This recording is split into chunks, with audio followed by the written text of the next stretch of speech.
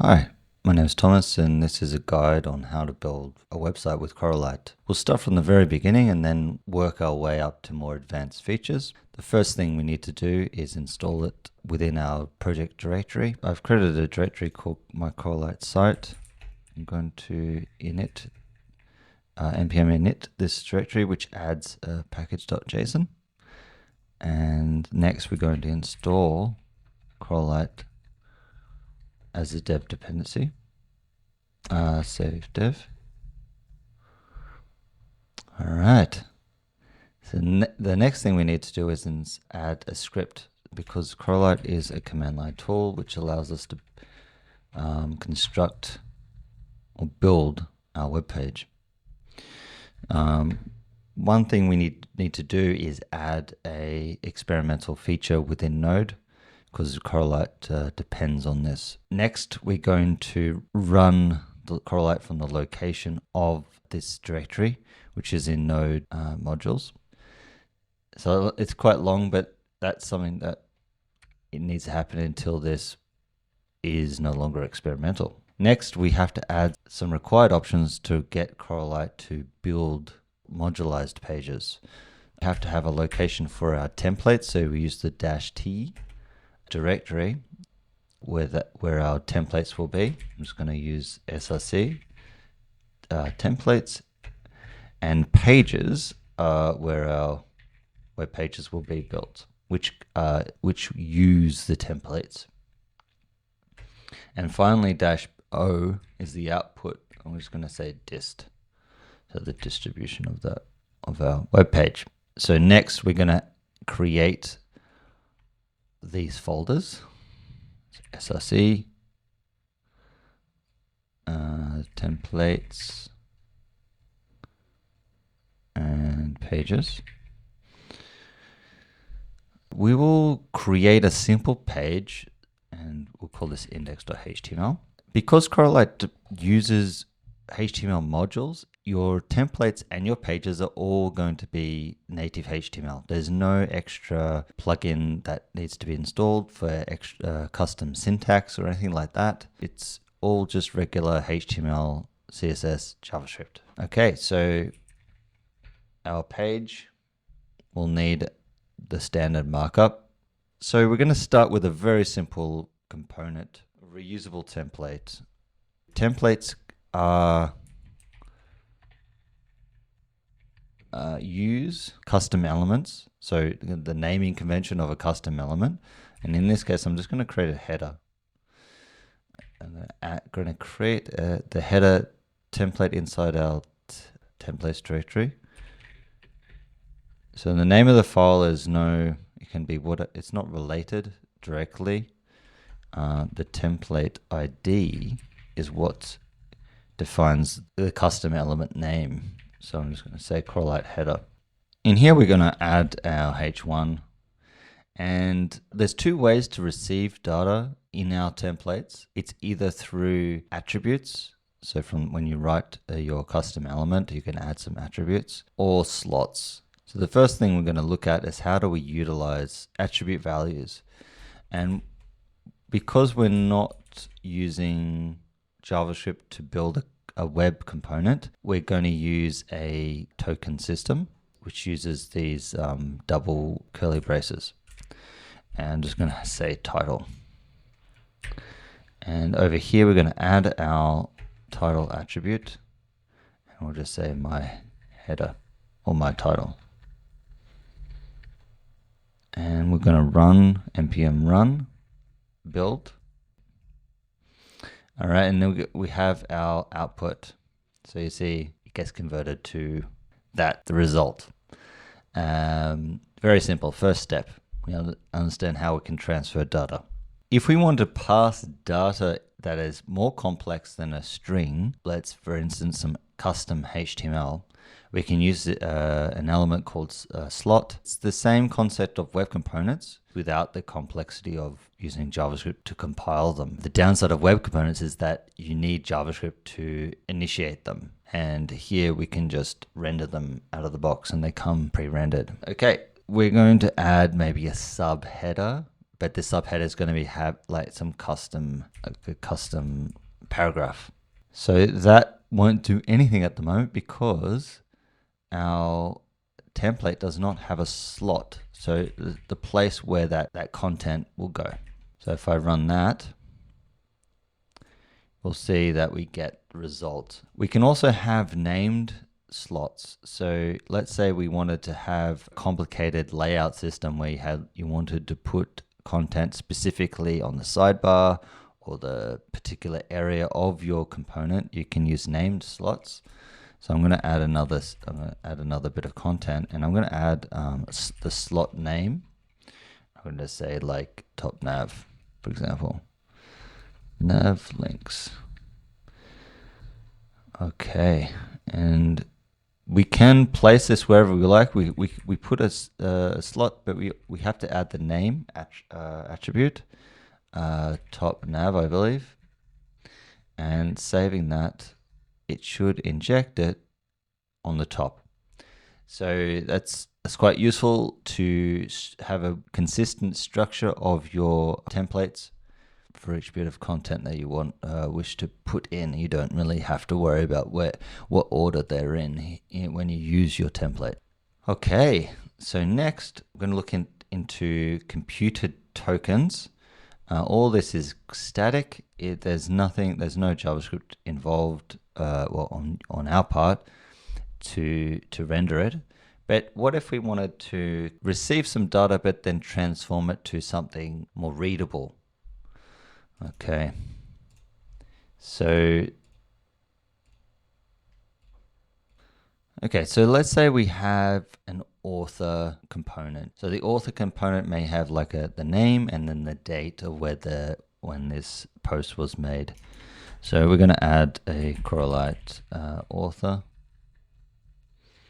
We can add who it was, so name. So put in Thomas, and then the date. Date time. We can use date time. And in here, we might want to give like a timestamp, and we can grab one here using Node. We can say new date, and we'll grab that current timestamp. However, this timestamp is quite ugly. We don't really want to present that. We want to format it to something more readable, and we can use JavaScript to do this. We'll save this and we'll create a new template. We'll call author. Again, template, and then the name of the template. And we're going to have the author, use the span. And so then this was just the name, and then underneath we'll use a time element, and the time element takes a date time value, which is a timestamp,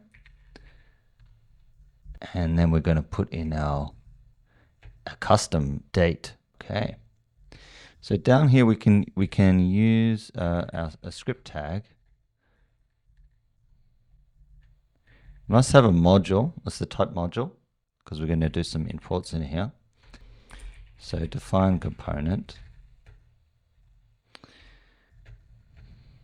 from Coralite, and we're going to export default the result of our function, and we can create tokens or custom tokens within the token properties, and we've made one. Oops.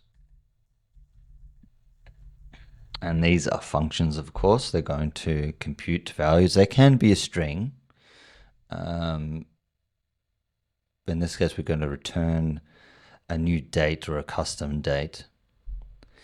And within this function, we do need this data. So we need to take that data and then convert it into something nice.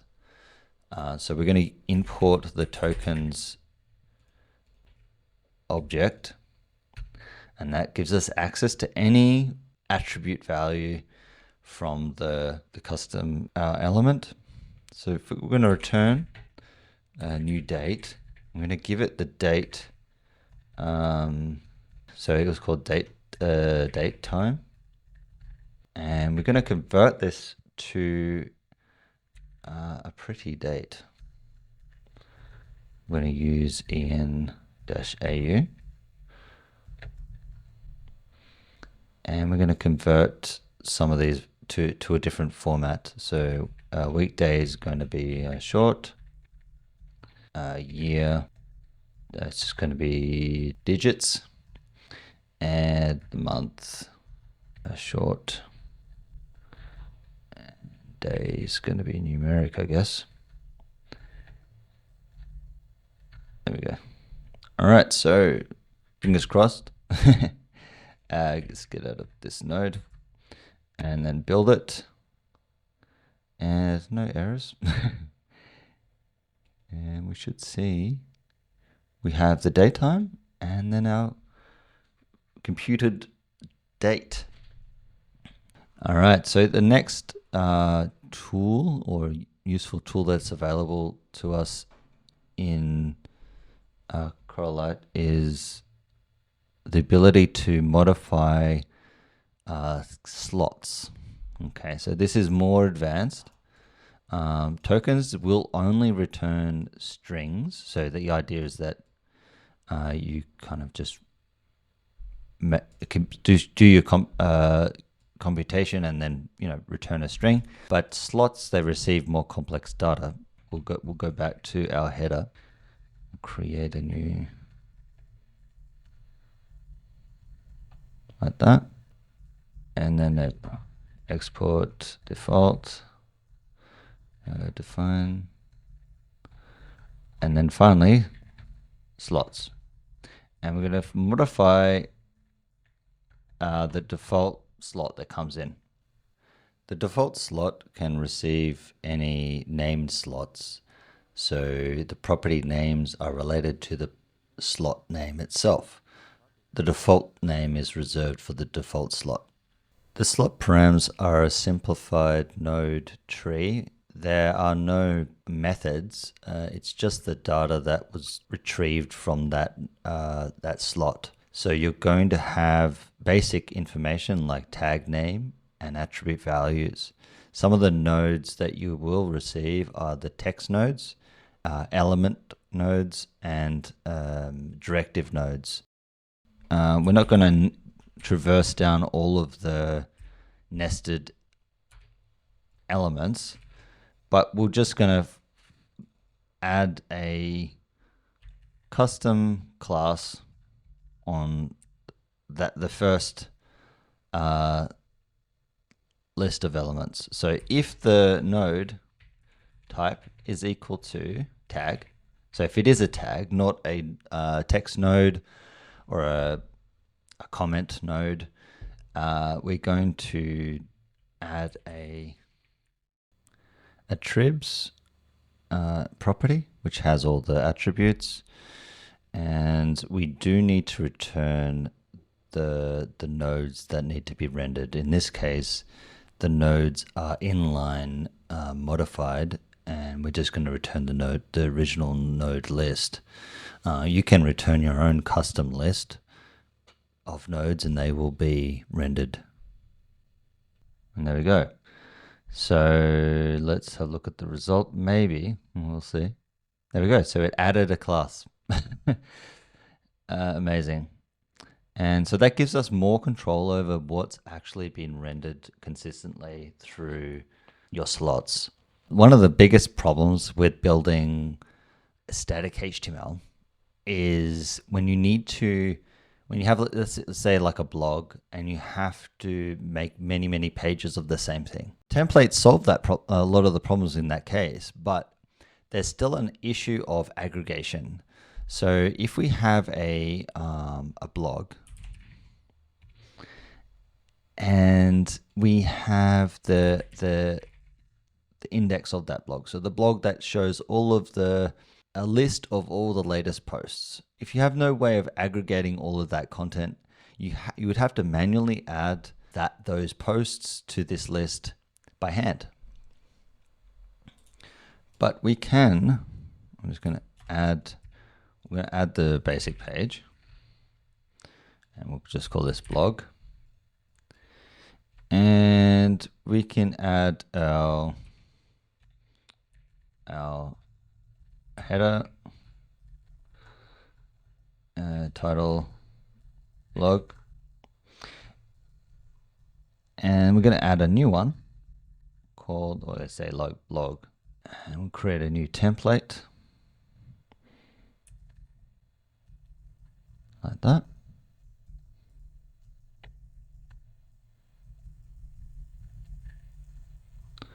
Okay, we're going to utilize the computed tokens, so we still have to use tokens. I'm going to say posts and add our type module,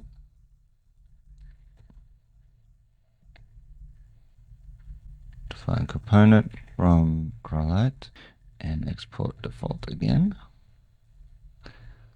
Okay, and we're going to add our token posts, and this is going to return a function. So the idea here, we'll go through it. We'll build it first, and then I'll break it down on like how useful this is across not only pages but other forms of content. And the first thing we're going to do is we're going to say where we're going to look for the content, so the path. And we have our static path, which is just a blog from the root directory, so it will start from where the root is.